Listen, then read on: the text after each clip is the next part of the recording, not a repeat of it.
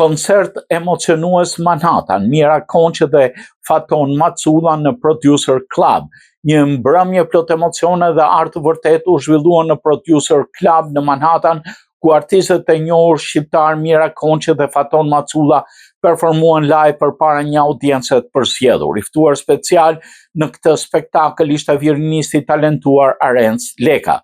Ky event artistik u mbajt në ambientet e pronarit dhe veprimtarit të njohur të komunitetit në New York, Alfred Tolia, i cili prej vitesh mban në hapur dyert e teatrit të tij.